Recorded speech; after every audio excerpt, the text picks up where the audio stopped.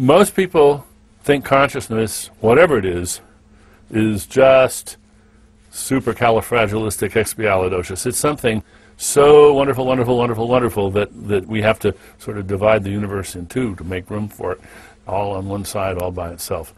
And I understand why they think that, and I think it's just wrong. It is wonderful. It's astonishingly wonderful, but it is not a miracle, and it isn't magic. It's a bunch of tricks. And it really is. I like the comparison with magic, because stage magic, of course, is not magic. It's a bunch of tricks. And consciousness is a bunch of tricks in the brain. And we're learning what those tricks are and how they fit together, and why it seems to be so much more than that bunch of tricks. Now, for a lot of people, the very suggestion that that might be so is offensive or repugnant. They really don't like that idea. And they view it as an assault, sort of an assault on their dignity or their specialness. And I think that's a prime mistake.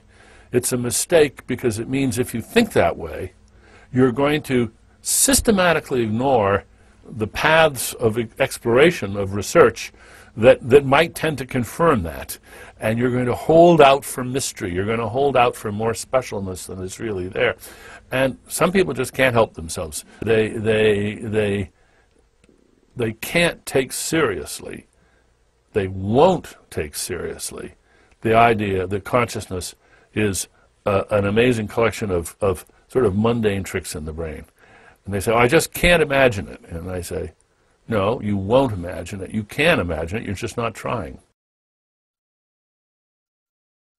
I think the hidden agenda, and not so hidden very often, for all of this is concern about free will.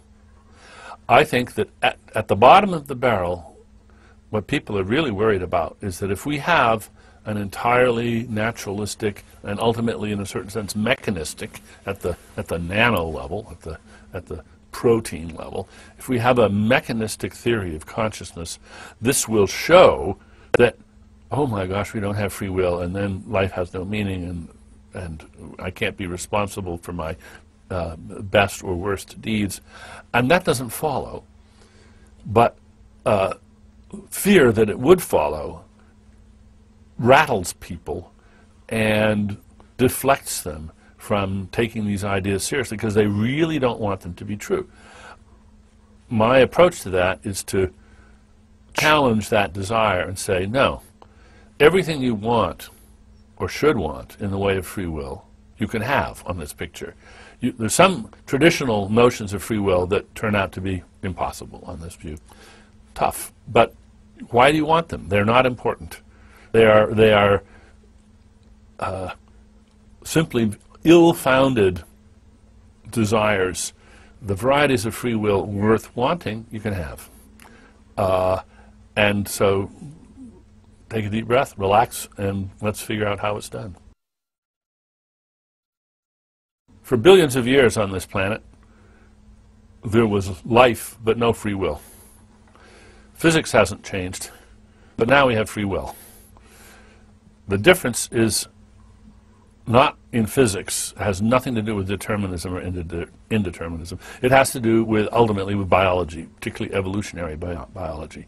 What has happened over those billions of years is that greater and greater competences have been designed and have evolved.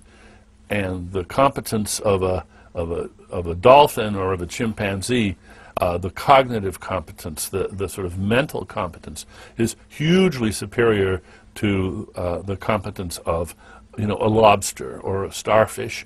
But ours dwarfs the competence of a dolphin or a chimpanzee, perhaps even greater extent.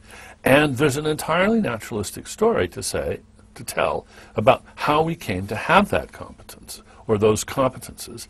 And it's that can-do, it's that power that we have, which is natural, but it's that power which sets us aside from every other species. And the key to it is that we don't just act for reasons, we represent our reasons to ourselves and to others. The business of asking somebody, why did you do that? And the person being able to answer. It's a very simple and it's an everyday phenomenon, but it is the key. And it is the key to responsibility. And in fact, the word responsibility sort of wears its meaning on its sleeve. We are responsible because we can respond to challenges to our reasons. Why? Because we don't just act for reasons, we act for reasons that we consciously represent to ourselves. And this is what gives us the power and the obligation to think ahead, to anticipate, to see the consequences of our action, to be able to evaluate those consequences in the light of what other people tell us, to share our wisdom with each other. No other species can do anything like it. And it's because we can share our wisdom that we have a special responsibility. It's, as the old tag would have it, it's noblesse oblige. We have the power, and that's what gives us the obligation. And that's what makes us free in a way that no bird is free, for instance.